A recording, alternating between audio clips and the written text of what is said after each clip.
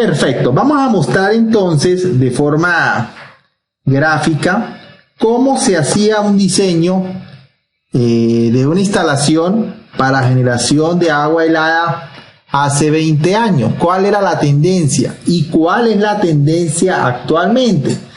Fíjense que tenemos acá un chiller. Vamos a llamar a este chiller 1, a este chiller 2. Son dos chillers enfriados por aire. Dos chillers enfriados por aire. La tendencia hace 20 años, o de la década de los 90 y principios del año 2000, de este siglo XXI, era la siguiente. Como habíamos explicado en algunos diagramas, se utilizaba una estación de bombas primarias. Esa estación de bombas primarias, cada bomba iba a surtir un chiller. ¿Qué ocurre? En ese momento, la mayoría de instalaciones trabajaban con una bomba con un motor de velocidad constante que nos garantizaba tener el caudal que el chiller iba a utilizar. Esa era la tendencia. Teníamos entonces una bomba primaria que alimentaba ese chiller. Una bomba para cada uno. Chiller 1, bomba 1, chiller 2, bomba 2. Primarias. Ok. Y para surtir la parte de la aplicación se usaba una estación, como lo habíamos comentado en algunos videos, de bombas que llamamos, porque nos encontramos con estas instalaciones. No debemos diseñarlas ya de esta manera, pero la podemos encontrar cuando vamos a hacer algún mantenimiento. Nos encontrábamos con las bombas secundarias. En ese momento, en la década de los 90, no era tan usual conseguir variadores de frecuencia como ahora. Entonces lo más seguro era que se tenían más de dos bombas, tal vez secundarias. Se encendía o se dejaba de encender una bomba para suministrar mayor o menor cantidad de agua helada. A medida que pasan los años, ya estas bombas se empieza a implementar los variadores de frecuencia en la estación de bomba, pero ya después del 2000 es más frecuente encontrar bombas secundarias con variador de frecuencia. Si nos ponemos un poquito más pequeño el diagrama y podemos observar cómo era el circuito. Entonces la idea era que por acá teníamos el agua que entraba al chiller, por acá entrábamos el agua, los caudales de agua de acuerdo a las toneladas, y teníamos el agua de retorno por este punto, el agua de retorno por este punto, y aquí se encuentran ambos caudales, ¿verdad? Y tenemos una estación de bombas secundarias con variador de frecuencia. ¿Qué ocurre? Cuando el calor en la aplicación aumentaba, ¿verdad? Cuando el calor aumentaba, este calor aumenta, entonces el motor de las bombas aumentaba las RPM, por lo tanto succionaba más agua. Entonces mayor cantidad de agua para allá iba, porque había más calor. Eso lo detectaba la estación de bombas secundarias, lo detectaba con las temperaturas de retorno. Ejemplo, si aquí teníamos que estábamos suministrando a 7 grados centígrados, nosotros deberíamos esperar una temperatura de 12, según lo que hemos visto a lo largo de todos estos videos. ¿Qué ocurre cuando ese 12 no se presentaba, sino en cambio llegaba una temperatura más alta? Imaginémonos 15. Entonces el sistema, lo que como reaccionaba con los termómetros, era aumentando las RPM de esas bombas con motor de velocidad variable. Succionaba más, al aumentar más las revoluciones, succiona más y mayor cantidad de agua iba para la aplicación. Cuando en cambio sucedía que el gradiente ya que estábamos esperando debería ser 12, el gradiente normal para que las bombas queden quietas, o sea, queden en la misma condición, no modifique su condición. Si en cambio teníamos una temperatura que era menor a la que nosotros estábamos enviando, quiere decir que había poco, ¿verdad? Había poco calor. Entonces la reacción con los termómetros era mandar menos agua y las bombas lo lograban disminuyendo las RPM. Por lo tanto, pasaba menos cantidad de agua hacia la aplicación. El agua que dejaba de pasar a la aplicación se iba por este punto y retornaba a los chillers con una mezcla, como lo explicamos por allí en unos videos anteriores. Y teníamos una mezcla acá. Entonces fíjense cómo trabajábamos. Este ya es un sistema, el que estoy hablando, ya es un sistema del 2000 para acá, o sea, más cercano. En la época de los 90 lo que se hacía era que se encendía otra bomba. Si las temperaturas empezaban a tener diferencias que no eran de los 5 grados, entonces lo que se hacía era que cuando se necesitaba más agua se encendía otra bomba. Eso es lo que se hacía en la década de los 90, cuando no se tenían variadores de frecuencia con tanta frecuencia, con tanta aplicabilidad como lo vemos ahora. Entonces lo que se hacía era que se encendía otra bomba. Eso es lo que hacía el sistema. Ahora actualmente es más común encontrar los variadores de frecuencia. Entonces lo que se hace es aumentar las RPM. Y básicamente esa es la manera como se controlaba una instalación de agua helada.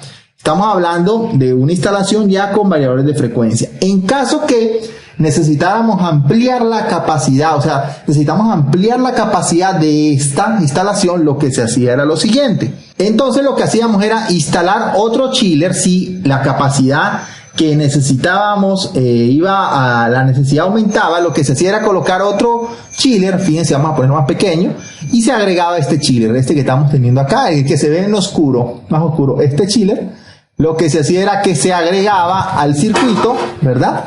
Se agregaba al circuito y entonces aumentábamos el caudal de agua. Claro que estamos haciendo la suposición que estas tuberías estaban diseñadas para manejar un caudal mayor en caso que trabajáramos ahora con 3 chillers al mismo tiempo.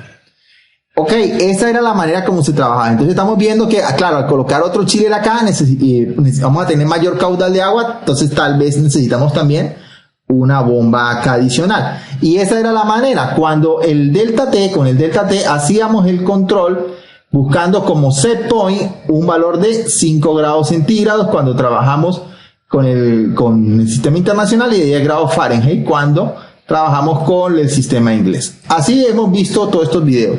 Y esta era la tendencia en ese momento. Ahora, si vamos a hacer mantenimiento de un equipo que tenga más de 15 años, vamos a hacer alguna variación, pues lo vamos a conseguir con bastante frecuencia una instalación de este tipo.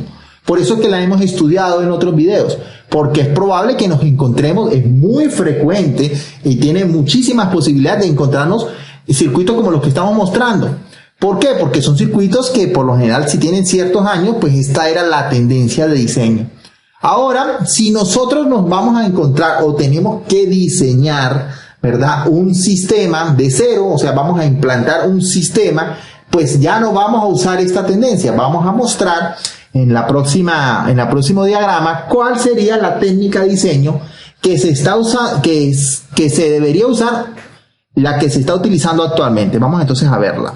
En la actualidad, la técnica de diseño que se está usando es la siguiente. Vamos a volver a trabajar que la carga térmica es para 3 chillers. Entonces, miren lo que se hace ahora. Vamos a observar acá. Tenemos los chillers, ¿verdad? Y tenemos una estación de bombas. Estas bombas que están acá, esta es la tendencia. Esto es la manera como se está diseñando actualmente, lo que se recomienda.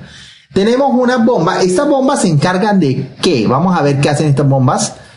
Bomba para acá, el caudal va para acá, el agua va por aquí, el agua está por este punto y efectivamente son bombas que alimentan los chillers. Podemos ver claramente que sí, son bombas que alimentan los chillers. O sea que vamos a tener una estación primaria igualmente como se hacía hace 20 años. Igualmente vamos a tener una estación de bombas primarias. Pero veamos esta diferencia importante.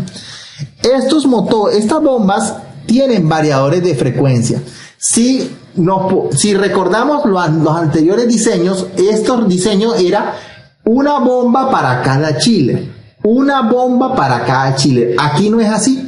Aquí tenemos una estación completa y la sumatoria de todos los caudales no se sabe para cuál chiller va. Vamos a repasarlo. Vamos acá, teníamos esta bomba le pertenecía a este chiller y esta bomba le pertenecía a este chiller. Para cada chiller una bomba independiente, siempre iba a estar encendida, siempre íbamos a tener un caudal de agua constante. Tal vez el delta T cambiara, el delta T iba a cambiar. Cuando hablo del delta T es la temperatura de entrada y temperatura de salida del chiller, pero ese caudal de agua era constante.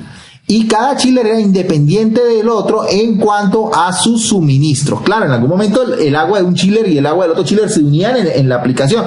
Pero en cuanto al suministro, cada bomba tenía el chiller. Vamos ahora a compararlo con la tendencia actual. En la tendencia actual, toda la estación de bomba saca un caudal 1, en caso que esté encendido todo. Un caudal 1 más un caudal 2, ¿verdad? La sumatoria de todos estos caudales, nos va a dar el caudal total. El caudal total viene para cada chiller, ¿verdad?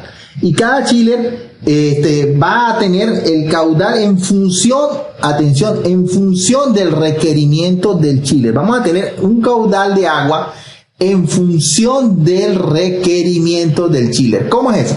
Vamos a bajar. O sea que este caudal de agua que antes era constante, ya no lo va a hacer, porque inclusive tenemos variadores de frecuencia.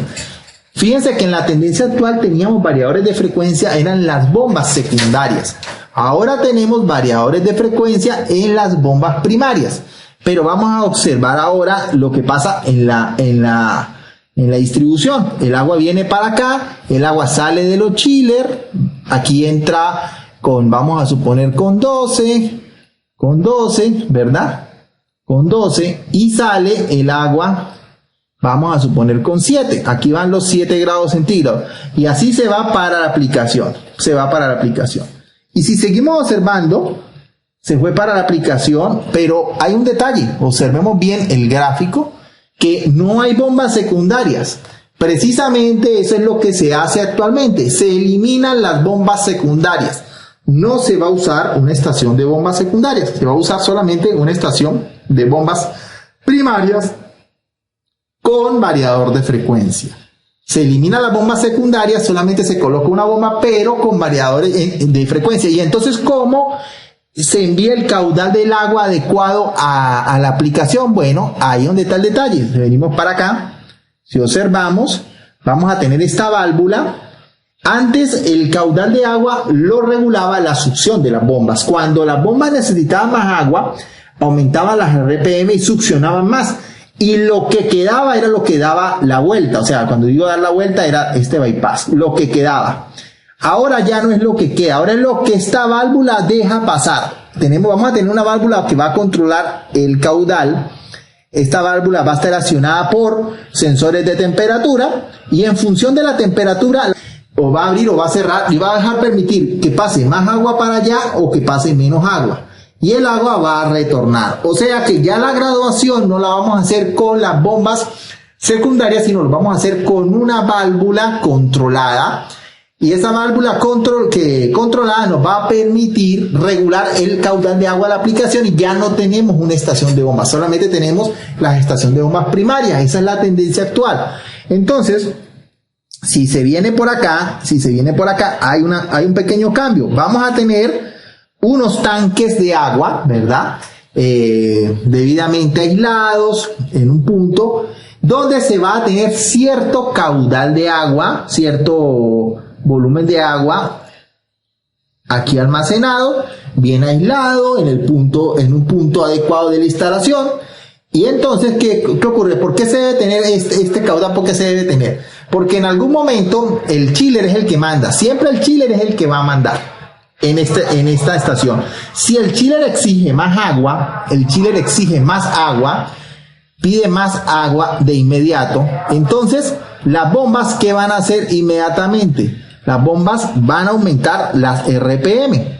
¿verdad? Van a aumentar las RPM. Entonces va a ser muy fácil suministrarles el agua que está pidiendo porque tenemos en un tanque almacenado cierto caudal de agua. Entonces cuando la bomba pidan ese mayor aumento, ese aumento de caudal, pues los tanques le proporcionan ese aumento de caudal. Y tenemos de alguna manera el agua que alimenta al chiller, aunque no podemos hablar de independencia, pero de alguna manera el agua que alimenta directamente al chiller se hace independiente un poco de este bypass. Se hace independiente porque tenemos un caudal de agua aquí almacenado. Entonces, las bombas estas trabajan en función de lo que el chiller le pide. En los sistemas que estábamos hablando de los años 90 y principios del año 2000, teníamos el problema que la regulación de carga a carga parcial de los chillers no era muy óptima. No teníamos una carga parcial para los chillers a los valores que se iban presentando las cargas, no lo teníamos. Entonces, por eso es que el caudal prácticamente era constante, porque teníamos prácticamente el chiller trabajando siempre a un porcentaje o en porcentajes casi constantes, en ciertos rangos. Entonces ahora no, porque ahora podemos adaptar el porcentaje de trabajo de la máquina, lo podemos adaptar muchísimo a la aplicación. Entonces por eso ahora podemos darnos, si aquí regulamos la capacidad de este chiller, si podemos, cuando hablo de graduar la graduación de la capacidad, me refiero a la graduación de potencia. Si podemos graduar esa potencia, esa producción de frío, entonces debemos tener también cómo graduar la cantidad de agua. En aquellos que vimos anteriormente, el chiller no podía graduar tanto su capacidad y por lo tanto pues las bombas tampoco se hacía mayor esfuerzo allí porque el chiller no tenía tanta capacidad para adaptarse a la carga parcial. Entonces fíjense cómo es la tendencia. Tenemos unas bombas primarias, hemos eliminado las bombas secundarias y tenemos unas válvulas que nos van a cerrar o abrir el caudal de agua hacia la aplicación dependiendo. Si por lo menos acá tenemos una temperatura de 7, observemos.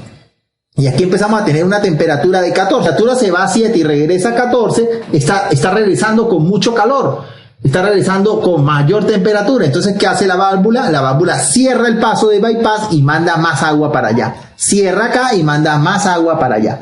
¿Para qué va a mandar más caudal de agua? Para volver a buscar los 12 grados centígrados y lograr los 5 grados centígrados del set point. Y los chillers acá se van a enterar de lo que se debe hacer con las temperaturas que le van llegando acá. El chiller se entera con esta temperatura. Con estas temperaturas que están acá es que el chiller toma la decisión de aumentar su carga térmica o disminuirla.